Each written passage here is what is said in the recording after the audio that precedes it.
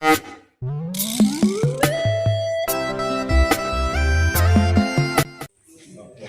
suis très content d'être en Goro. Des risques liés à la consommation des drogues auprès des jeunes. Nous travaillons au Cameroun tout entier.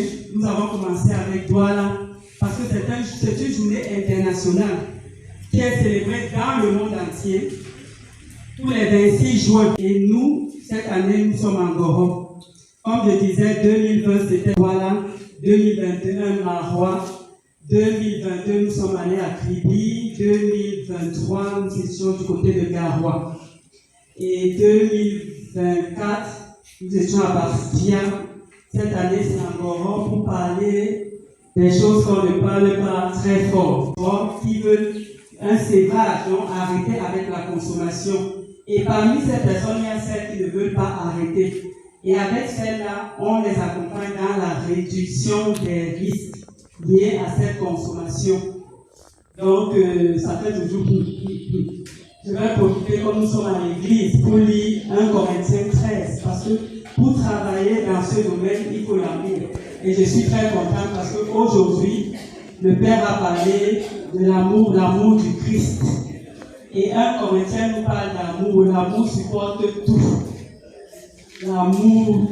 Donc, pour travailler avec les usagers de drogue, il faut être rempli d'amour. Parce que tu travailles avec des personnes qui sont prêtes à te voler. À Garonne a volé mon téléphone. Donc, mais tu les accompagnes.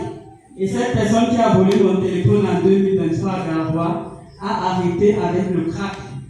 Parce que malgré cela, je n'ai pas fermé la porte. J'ai toujours été avec lui, je l'ai toujours encouragé. Et il a 7 mois sans consommation de crack. Ça demande de l'amour.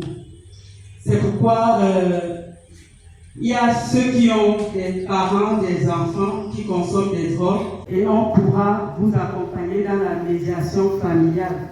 Vous apprendre comment parler avec ces enfants. Quand je dis enfants, c'est tous les âges. Il y a 40, 50 ans.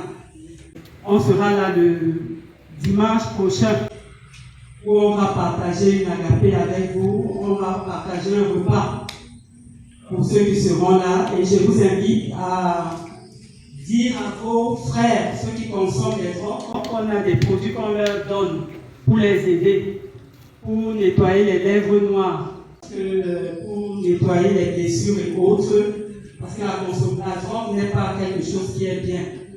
Ça a un impact sur la santé.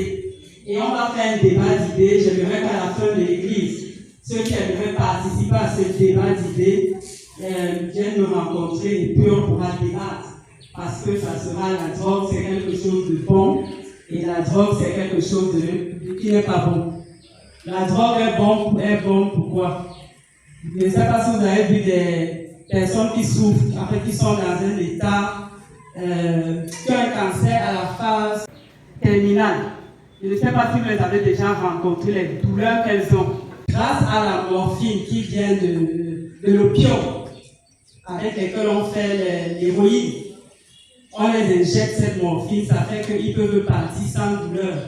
J'ai rencontré dans des lieux de consommation de drogue à Yaoundé un monsieur qui avait le cancer du cerveau et pour ça il prenait le cannabis. Donc il avait une ordonnance. Donc même quand la police fait ses descentes, il présente l'ordonnance parce que ça soulage son cancer du cerveau.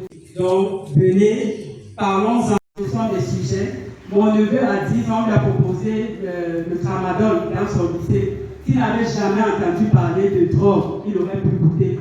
Donc, ça doit être des sujets tabous. Il n'y a même pas, à l'heure de Internet, et puis il ne faut pas qu'il y ait des sujets tabous avec nos enfants. Parler, ça va parler avec ces personnes.